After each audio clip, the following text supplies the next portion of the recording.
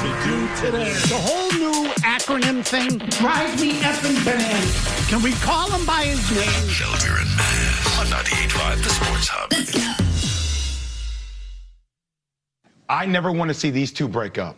I actually think they're very compatible. I think they can win multiple championships together.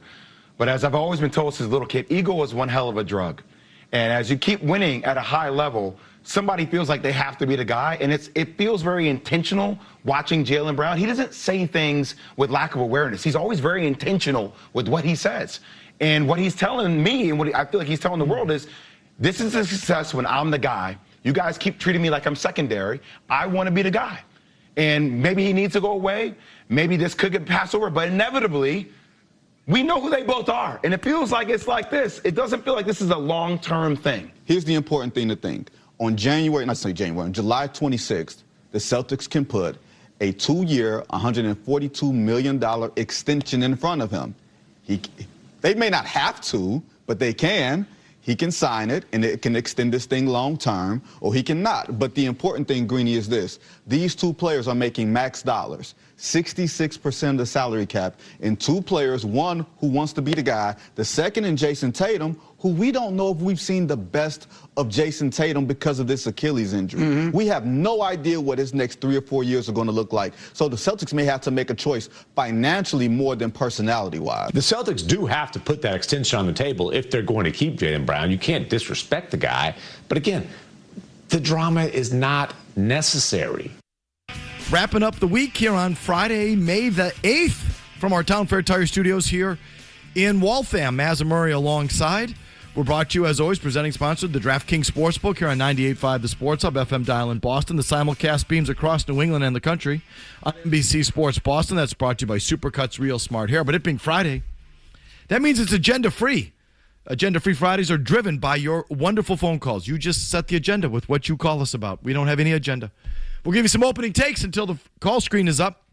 But until that, and after that time, it's all about you. So Kevin Majori can release the hounds at 617-779-0985. Agenda-free Fridays are brought to you by Catches Law, New England's injury attorney since 1986, with over $1 billion won and 50 attorneys that live in the same communities you do. Schedule a free consultation at catcheslaw.com. Mazz Murray, how you guys doing? Hi, Mike. Very good. I'll go first, and that was the Get Up panel this morning. The second voice you heard there was Vincent Goodwill with, I think, the part of the Jaylen Brown story no one's talking about, and it tends to happen. We always forget what the root of a lot of the issues are, what the main sticking point in a lot of the issues are, and what is behind any sort of, I don't know what you want to say, scratchiness around a player and his relationship with the team. And what is that, class? What is it? What is behind, what is usually the first issue? What is it usually about? The money. The money and the contract. It's the contract. Oh, so I just think we've been missing it, as usual, as tends to happen, talking about his role and being a number one or being a number two, or he says this is my favorite year because the growth of Hugo Gonzalez, or like all this and all this back and forth. He's up for a contract. And not that he's going to be without a contract if they don't do it, but here's the deal. He is now extension eligible. They can put a 2-year, $142 million. Do you hear that number? Unbelievable. $71 million a year. 2 years, $142. This is when he's eligible for it. And as that last voice told you, which was, what's his name? Tim McMahon. Thank you. Tim McMahon tells you, well, they have to do that. Otherwise, it's a sign of disrespect. So they're going to put that. Are they? Are they? And is this what's going back and forth with? Is this the root of it? Is the root of it really, are you going to give me 2 years, 142, or are you not? Because I just had my favorite year ever. Well, let me just tell you, Mazz. I think it makes perfect sense that that's what it is. If they give him the 2 years, 142, maybe a lot of these problems just poof, go away. And if they don't give it to him, then, well, he's got some problems. I just wonder. So is that what this is about? The 2 year, 142? That's a crap ton of money. It would keep him among the highest paid players in the game, keep him at that supermax level or whatever it is. Is that what's going on? If you're the Celtics, would you give him, he's got 2 years to go, would you give him an extra 2 for 142? No. Right now, I'm leaning no. What would you do out there? 617-779-0985. Would you do that? And if you wouldn't do that, and you're not going to do, and they're not going to do that, is that what's behind his uneasiness? Folks, I don't mean to yell at you, but it's usually the money. It's usually the contract. That's what it usually is. He's posturing. And then everything else around it is sort of posturing and canards, and because no one wants to admit it's about the money. No one. Not the teams, not the players, no one. It's just easier to bring up the things that annoy you. And this is how the Brady thing played out, right? I mean, yeah, there was a tiff there between him and Belichick, and he didn't have access for his guy, blah, blah, blah. But if they'd given him the contract, would he have stayed? Yeah, if he got the $50 million a year like Drew Brees did, he would have stayed, and he wouldn't have been a Tampa Bay Buck, period. This July 26, according to Vincent Goodwill, 2 years, 142. Is that what this is all about? I wonder. And I don't want to mean that it's all about it, but let's put it another way. If they give him the 2 year 142, does a lot of this stuff just poof, magically go away? Probably. Yeah, probably. I wonder. So let's discuss. Maz, your thoughts? Well, I actually have another NBA thought. I'll just kind of jump on that because now that the Celtics are out, my level of interest, I don't know about you guys, of what's left in the NBA playoffs is minimal at best. But because nothing else was on, I figured, you know what? I'll throw Lakers Thunder on Prime, see what everyone's been bitching about because anytime the Thunder play, people mad. Oh, my God. This foul baiting by Shai Gilgeous-Alexander and the rest of the dorks on this team, you don't need to try to watch this garbage in real time like I did. Just watch the many insufferable clips that are floating around online about this team today. It's unwatchable. So much so that you even had the official account of the retail store Foot Locker tweeting about how awful the flopping was. And they've since had to delete these tweets. But it was also so bad, you even had a case of the saying, when the worst person in the world makes a great point. Here is that slick-haired douchebag Lakers coach, J.J. Redick, after the game. They have a few guys that foul on every possession, and all the good defenses do. You know, SGA gets I don't even know, a touch foul, I guess, on the drive. There was a stretch where 4 straight possessions, our guys got absolutely clobbered trying to make an entry pass to Jackson, and Jaylen Williams is grabbing his jersey with both arms. That's a turn. They're hard enough to play.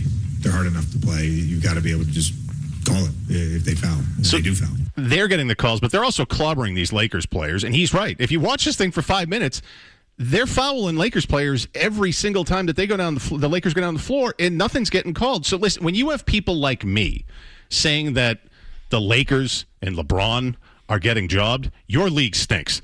And you have a real problem because the thing is, it's not just me. It's anyone trying to watch this team play.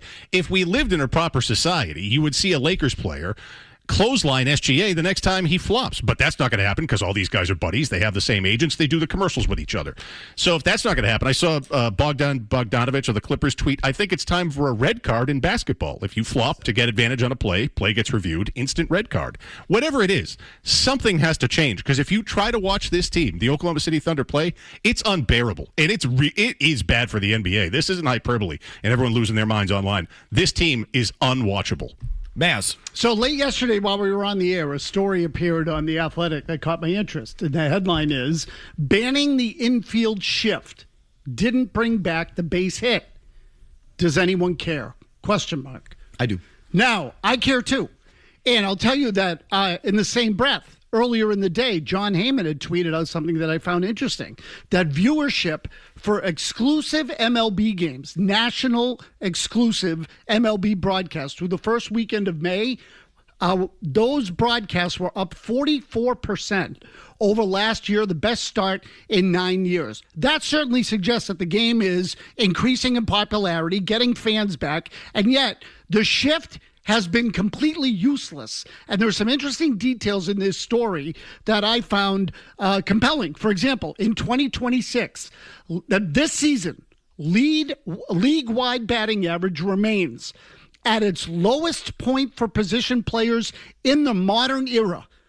League-wide, the batting average is 243. At its lowest point for position players in the modern era, and batting average on balls in play is 291, is up by only 1 point. 1 point since they put the shift in. The point being that the shift has meant zero to the appeal of the game. Zero. Banning the shift has done nothing. It's purely cosmetic. It just looks better because there are no longer 3 infielders on that side of the infield. But it hasn't changed anything, and yet people like it better, just by the way it looks. A.J. Hinch had this comment when asked about why the shift hasn't worked. And he said, even though we changed the shift in the infield, we didn't change the fact that the optimal ball in play is still the ball in the air. Meaning that teams are still doing the same philosophy, whether there were infielders over there or not. They don't want anybody hitting the ball on the ground. So what I'm getting at is this. Baseball still needs to be more aggressive with its rules. And if it's about aesthetics, just how it looks, you suck as a fan. So the fact that viewership in baseball is up 44%, I find kind of stunning. But then I realized, well, I'm watching the Red Sox play, who blow, and their product is absolutely god-awful. So maybe the rest of the country is actually seeing better baseball than we're seeing here in Boston, so we can't understand why the game is becoming more popular. But the cosmetic change of the shift alone has made the game more appealing to people, which I find stunning.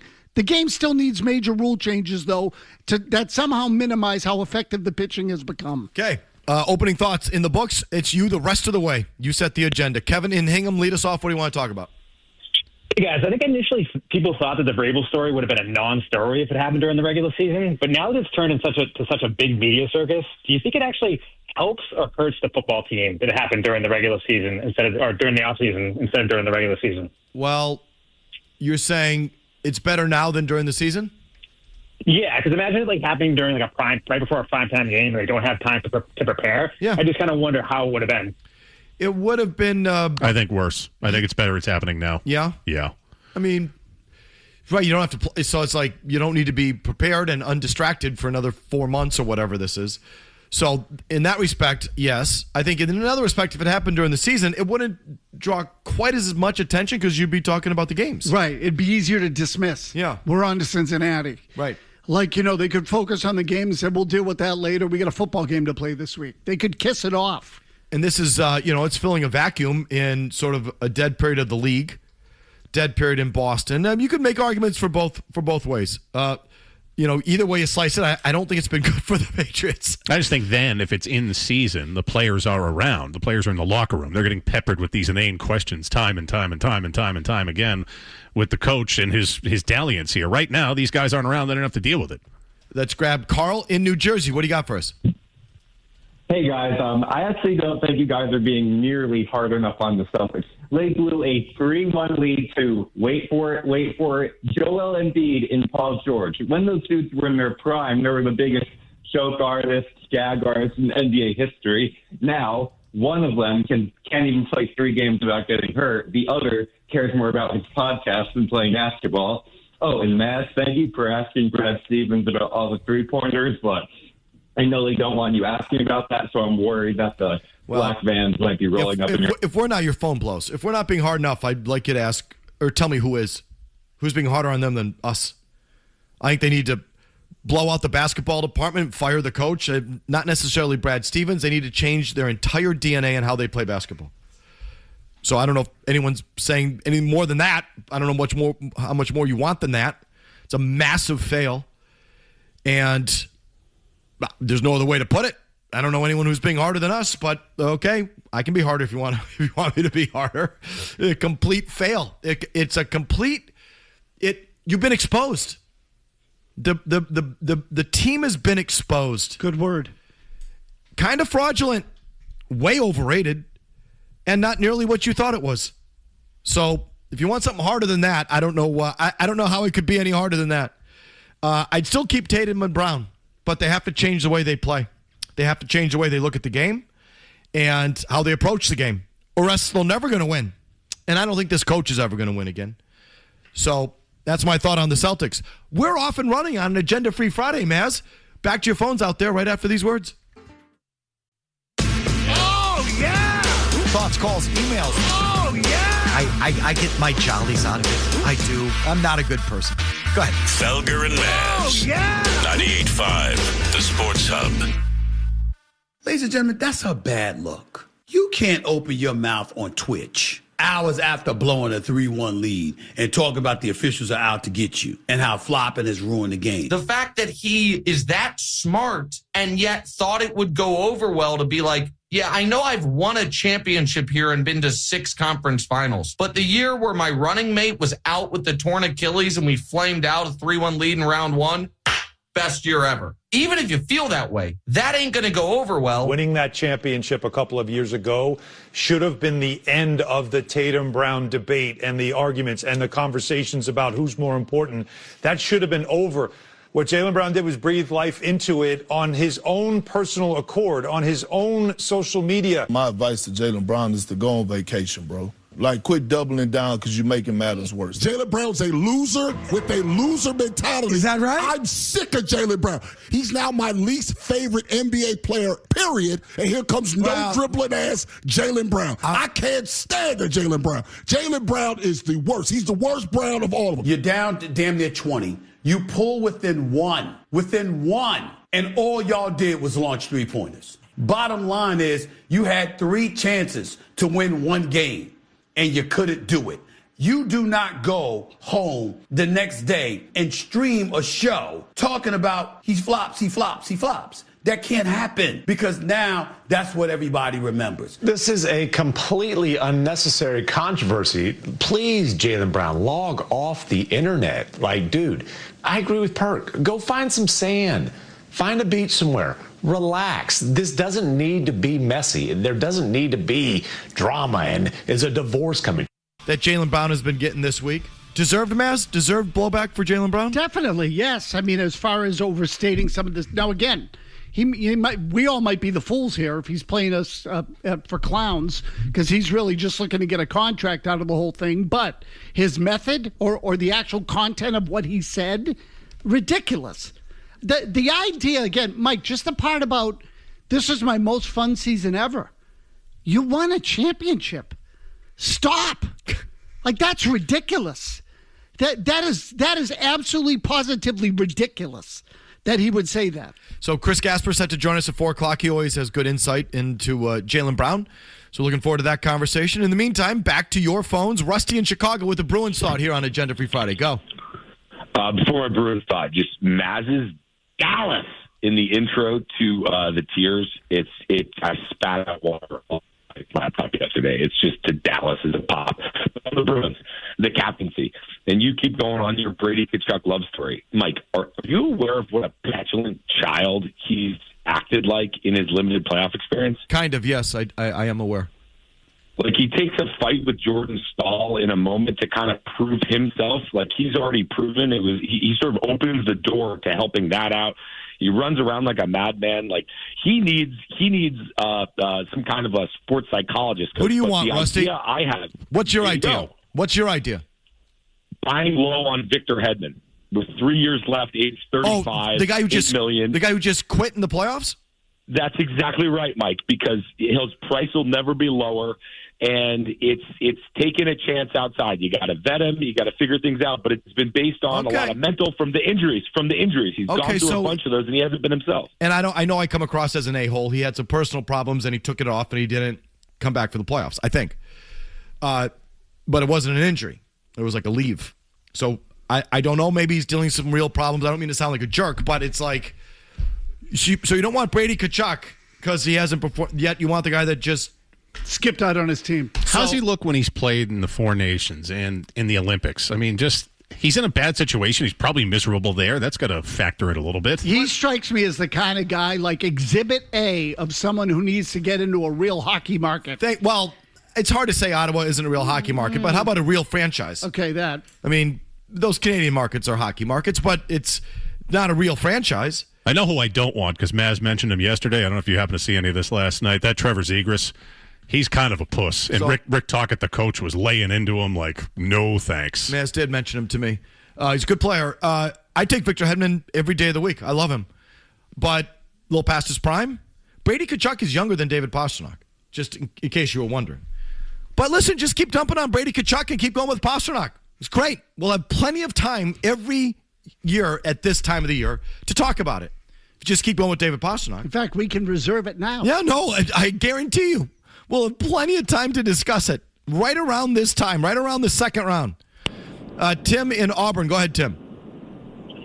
Yes, I was calling because with the Boston Celtics, I really think is the attitude between Brown and Tatum is differential. I think Brown is the better player. I think he's got more of the Mamba mentality when it comes to aggression and stuff. If we had to part with either one, I'd go with Brown. And I also like his comments about some of the younger guys coming up. You know, I thought that I did like to see a lot of that this year. I've been following the Celtics a long time, and so Tim, those are just some of the thoughts I had on that. Okay.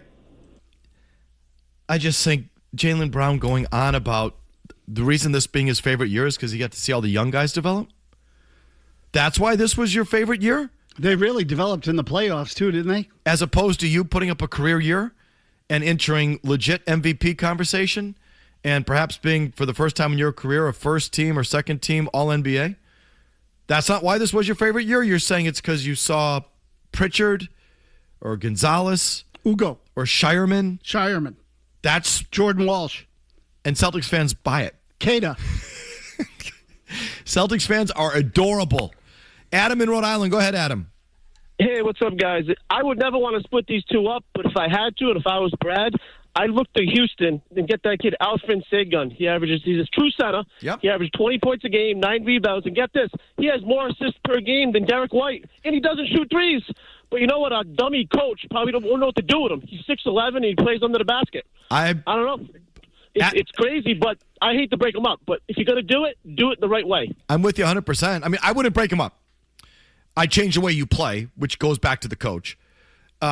If you keep them and you play the same way, you're still not going to win. So you have to change the way that you play and have to change your mindset. And even Stevens, and I'll say it again, he to me said some things about that approach that I think are still missing the mark, which I'll get back to. But he also said a lot of things, Mazz, about scoring inside and scoring at the rim. And Sengun is that guy. I mean, he's a post player. He's an interior player. And that would be an example of the guy he was talking about. Yeah, no, I told you. I'm intrigued by him at the offensive end of the floor. I need someone to give me a defensive scouting report on him. I just don't want a guy who sucks defensively, because when you have a big guy who sucks, it's hard to get defensively. It's hard to get past it. Dexter in the car on Mazz's opening take. Go ahead, Dexter. Hey, boys. Real quick, Mike. Jack Hughes, maybe? Pasternak is something else for Jack Hughes? I don't know. Anyways. Okay. Yeah, sorry. Totally agree with Mazz on baseball desperately needing a rule change. They need to continue to push back on these dorks like they did with the pitch clock. I'm not sure how you would apply it, but I would love to see a way to have the contact hitter incentivized to get the batting averages up. I just think they desperately need balls in play. Desperately. I told you, Mazz, I think they need to redraw. I mean, literally put lines on the field. I agree. To enforce an illegal defense. You put a trapezoid behind second base. Get me back the ball hit up the box, hit up the middle, being a base hit. That's no longer a base hit. No, that's a good place to start in the infield. So trapezoid behind second base. You can't line up behind the bag or nowhere, whatever. Trapezoid it. And then I put lines in the outfield where you can't play doubles defense the whole time. Agreed. Yeah, agreed. I mean, again, that story in The Athletic, I would encourage people to read it. There's some good stuff in there. There's stuff in there about the Brewers identifying the shallow parts of the outfield as a place where they could get hits. Like literally trying to dump balls in there. And remember, there were guys years ago, Mike, who built Hall of Fame careers on that. Rod Carew. Wade Boggs. Was right. Boggs also hit a lot of doubles. Carew was a freaking, all he did was flick little singles over the shortstop's head, and it got him 3,000 hits and in the Hall of Fame. That guy doesn't exist anymore. Why does everybody have to play the same style? Why? It's annoying. Jack Hughes, that just confused me. Is he on the block in New Jersey? Well, why does Jack Hughes come up? Kev? Well, say that again. Why is Jack Hughes coming up? People just want to throw names out there. Okay. I would assume New Jersey's going to try to move somebody, but I don't think Hughes or Heischer is going. Okay. Jack Hughes, American hero. Love him. I kiss him on the mouth right here on his ugly, gnarled, toothless mouth for that goal. And the way he played in that tournament, he was good in the Olympics. He goes back to New Jersey, and it doesn't translate to winning down there. So I don't know if he answers the question, like playing the right way. You just can't be skilled. Don't you understand? It's a little bit more than that. And so I've not seen Jack Hughes' ability translate on the NHL level. But I've never heard him mentioned with like rumors or being on the outs there. Brady Tkachuk, you hear. Brady Tkachuk there's been a slow undercurrent with Brady Tkachuk for a couple of years up there. So that's just another reason why I bring up the name. Here's let's do this real quick. Want a giveaway? Want to go see some comedy?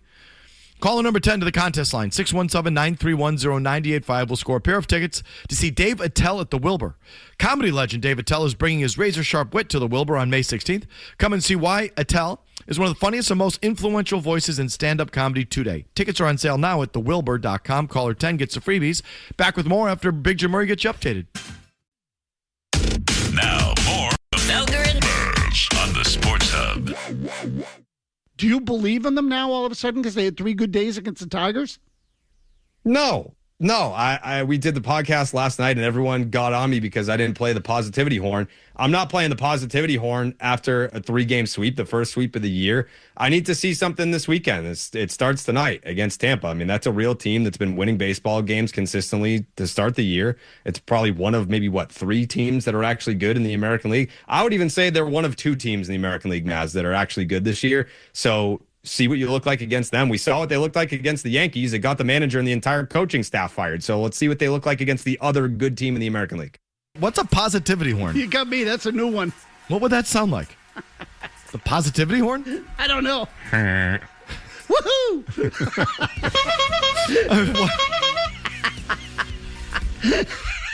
Like Happy Chandler. What was his name? What the hell was that guy's name? Happy Walters. Happy Walters. Woohoo! When your agent is named Happy, you're probably in trouble. I'm not going to sound the positivity horn. Jesus. What does it sound like? What would that sound like? Thank you.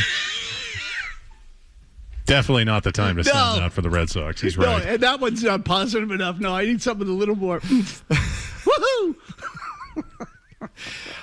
Good thing he didn't, because they went into last night, as we pointed out, a game and a half out of the final wild card.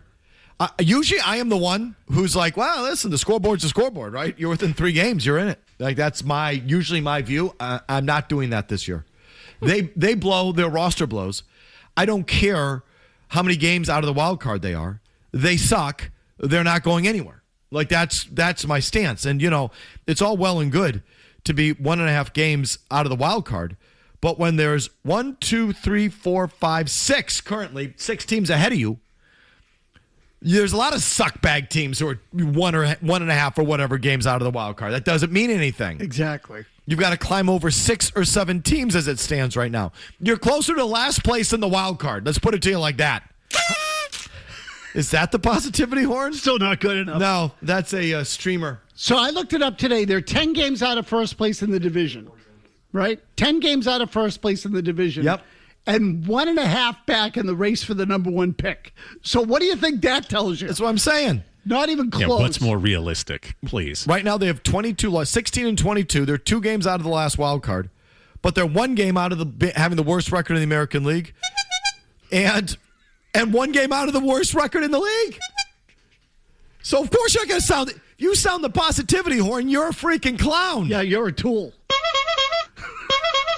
The positivity horn. I heard that again with Carabas. The positive. He's got a positivity horn. He probably does. Great. What was I going to say? Oh, at least Craig Weissert continues to literally burn buildings, light buildings and baseball games on fire. He's an fire starter. He's an arsonist. He is. He really is, though. I think since the beginning of last year, I checked this earlier in the year, he had more losses than any reliever in baseball, I think. So I got to check that because I bet you it's still true. So he did it again last night. He sounded a sad little puppy after the game. So I kind of feel bad for him. Did he say positivity horn? Can you just play the cut again, please? I want to hear the positivity bell. Did he say bell or horn? Horn. Horn. Horn. No. No, we did the podcast last night and everyone got on me because I didn't play the positivity horn. The positivity horn? He's probably got preview. He's probably got this. He's probably got one. This guy, Carabas. I don't want to know what he does with it. All right, back to your phones here on everything. How about Josh and Marblehead? Hi, Josh. Hey guys, long time listener. Just wanted to make a few points on the Celtics. First things first, I'm getting a little sick and tired of Jason Tatum and Jaylen Brown personally. I think Tatum is soft. He can never stay healthy in any of the playoff games, going back to the Warriors series, the Heat series, last year, this year. I can't stand it. Jaylen Brown, on the other hand, his buddy is Kyrie Irving, so they're both like just absolute clowns, childish, make everything into a big deal. I'm so sick of his personality and what he brings to the team. And then lastly, it's not just Mazzulla. He's got to go. But these coaches, they all had different styles. Udoka was more of a defensive coach, and they still did the same crap, just choking and choking big leads every year, like against the Warriors, against the Heat. It's nonstop. It never changes. It's time to get rid of both of them. I don't care how egregious that sounds. Okay, Josh. You're not doing that. When you get blown out, though, when I say get blown out, when you get it's not like you get routed, but you get blown out of the playoffs in successive years to heavy underdogs at home in the same fashion.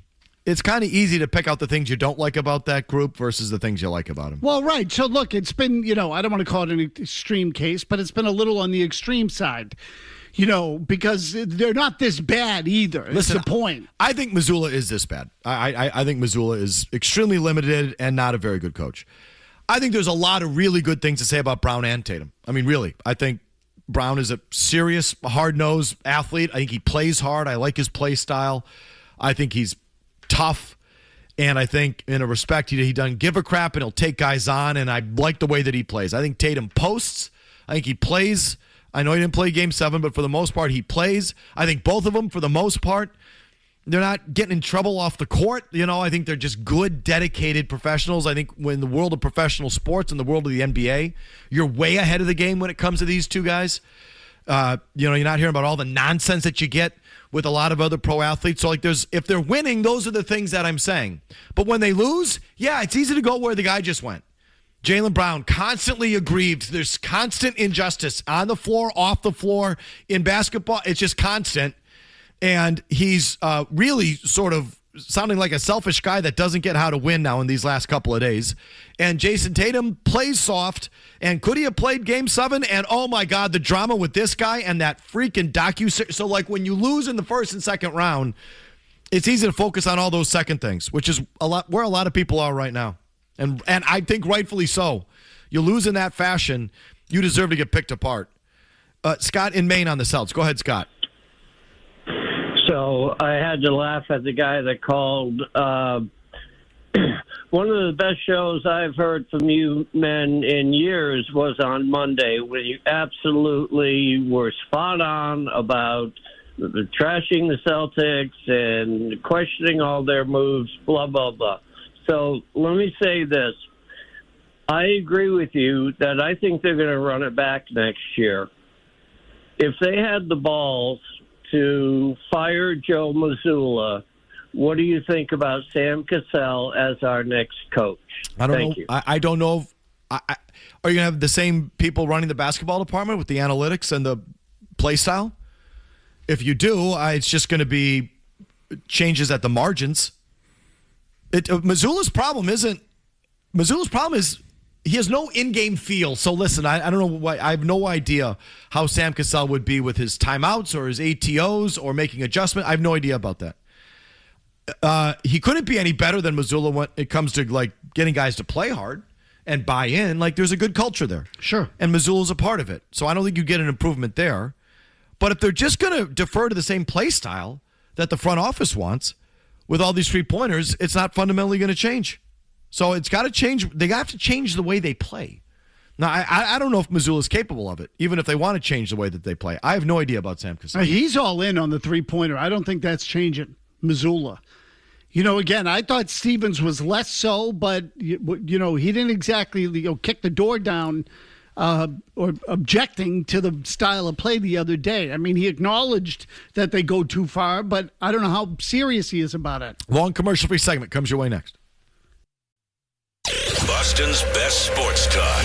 You can count on it. 2 plus 2 is a 5. Me sento un po' pacchiato perché Felger and Mazz. I think at a base level, we're lack of a better way to say it. I think this story is a little bit like, for most people, ew, like what? It's the first time it crossed into like, ugh, like you're pregnant and you went and saw him and she's pregnant and you wanted her to come and hang out on a boat, and it's just like that. I think that's the first time I know some others that are just, the reaction is just like, and that's where it's a little odd. The other one, okay, yeah, it's a fair. It's all messed up and whatever else. But this to me is like a different line crossed, I think is what you're trying to say, or at least it is in my mind here. Look, here's what, and I've got Patriots fans now who desperately want this story to go away because they're starting to become worried it's going to make it unsustainable for Mike Vrabel to continue as head coach of the Patriots. And I could see a world, Chris, where he takes a leave of absence for a year and maybe Josh McDaniels runs the show on an interim basis and then Vrabel tries to return next year. But we said this last week after he missed a day of the draft. The idea that you've got this personal issue that demands your time and attention, and you've got a job that demands all your time and attention, there's going to be a development that may make it impossible for him to do both things. Yeah, and this is another example of where that could be going. Two things. One is the latest sort of drop of photos and the boat trip with the pregnant Dianna Russini, I agree, has sort of raised the level. Wouldn't you say, Mazz? Definitely. I mean, as rekindled it, no question. But not just that, but it takes it to another level where Sim sort of said, that's the first time I went, oh, yeah. So you're either getting together for a tryst when she's 7 months pregnant with the other guy's baby, or you're just having a date. You're just, if it's not even intimate, whatever, if it's just a date, you're on a date with the mistress who's 7 months pregnant with another man's child, or it's your child. Yeah, I think it's more that. It's the first footage and video that we have, sorry to cut you off, that I think leads people to believe what they think that might be going on here, is that kid's his. And that would mean that he knew it then, which would mean that and they've been lying to both their families and their other children. And this whole time. So, like, it does, the actual thing raises the stakes. So that's one. But then the second thing is that Florio keeps hinting that there's one more news drop and he won't be able to do his job. So I wonder what he thinks is coming or might be coming. I don't know. He's been consistent with this the entire time. Mike Florio has. So we'll see if he's got something or not. But I would agree with that first part with Chris Sims, that I think this was sort of went to a different level this past week. All right. Back to your phones here on everything. How about Chris in Scottsdale? Yes, Chris. Hi, guys. A couple of weeks ago, I called you guys and I gave you a lot of crap about the media and not covering the Vrabel thing and all that. Mazz, I said to you, next time you get one of these guys next to you, so on. You did one better. You got up, you got off your, you went down there and you showed everybody exactly what you're supposed to do as a media person. You went in there, you asked a simple question, no word salad, and then you didn't let him filibuster and just go on and on. You cut him off, you respectfully, and you asked him a second follow-up question. Again, you showed all those people down there how it's supposed to be done. So if I'm going to give you guys crap, I'm going to also call you and give you props, because that was an excellent job, Mazz, and I'm proud to hear something like that. And just real quick, also want to give you guys, I'm in the thankful mood today. You are. Good mood. Guys, I really am. It's ridiculous. Don't tell anyone. But I want to give you guys thanks. I live in Arizona. My sister lives in Rhode Island. She had a basement issue. And I just remember I called her and I said, hey, I'll call this company Game Over for Water. They were, listen, Guys, they were everything they advertised it, everything you said it to be. It's hard when you have family back there and you're trying to help them. No, I get it. And Premier Chris, Chris, it was a great job. Thank you for the Premier Basement Waterproofing. Yeah, no. The Albert family knows what they're doing when it comes to that. There's no question. Okay, and it's game over for water. Game over for water. That's what that is. They sponsored the Gasper segment, which is coming up in just about an hour. I appreciate him putting me on a pedestal, but I think there are some people down there that have an idea what they're doing. Was everybody nice to you when you went down there, Mass? Yeah, for the most part, yeah. Yeah, I mean, nobody spit at me or sneered at me. Yeah. The Celtics people came over and said hello. I warned them that the last time I went to a press conference that the manager/coach got fired 2 weeks later. So, but I was assured that in all probability wasn't going to happen to Brad Stevens. I actually want to pick up on the Q&A that you had with Stevens. We'll do it after Murray's 90-second update. No commercials here.